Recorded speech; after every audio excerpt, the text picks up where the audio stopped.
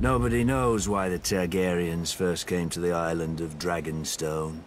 Old Valyria was then at the height of its power and the center of the civilized world, which ended at the Narrow Sea. Westeros was a filthy backwater with 7 kings squabbling over borders and minor glories. So much for progress. The island itself was and is nothing. It had no gold or gems to lure Valyrian nobility. All it has is rock, mostly a shiny black stone too brittle for war and too sharp for building. The Targaryens called it dragonglass. I call it useless. But the Targaryens managed to raise a castle here.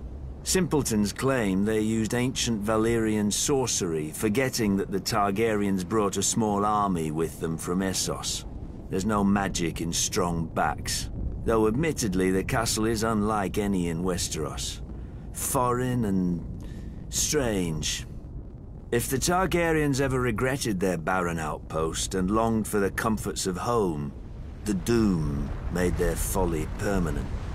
Valyria collapsed into the waves and was no more. To look east was to see the ruin of their homeland, the greatest civilization before or since. But to look west, as Aegon realized, was to see a fertile land ripe for conquest. Perhaps even a new Valyria. Though good for little else, Dragonstone was the perfect staging point for Aegon's invasion of Westeros. The Blackwater Bay granted easy access to the continent. The lands there were disputed by 3 kingdoms, the Reach, the Iron Islands, and the Stormlands. But their capitals were far enough away that none could mount a force before Aegon got a foothold, even if their kings had been able to stop bickering over whose problem he was. Then it was too late. Aegon had chosen his first camp well, with the bay to the east, the river to the south, and open fields to the north and west. His army would be impossible to take by surprise. A perfect site for an invasion, and one day, his capital city, King's Landing. The Doom had taught the Targaryens the prudence of refuge. After the conquest, Dragonstone became the seat of the crown prince and heir to the Iron Throne. It would serve them well, and me ill, 300 years later, after my brother Robert Baratheon rebelled against the Iron Throne and the Lannisters slaughtered the Mad King Aerys and his royal family.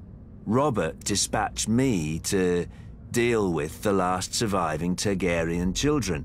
But before I arrived, a loyal knight smuggled them across the Narrow Sea to safety.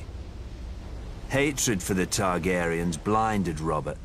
Unjustly, I was blamed and stripped of our family's castle of Storm's End and given Dragonstone in its stead. Over the years, whenever I demanded my rights restored, Robert would remind me of the island's royal pedigree and pretend he was doing me honor, as if I were one of his tavern girls to be so easily deceived and dismissed. But Robert is dead, and I, Stannis Baratheon, am the rightful king of Westeros. Let the usurpers and traitors sit on the Iron Throne.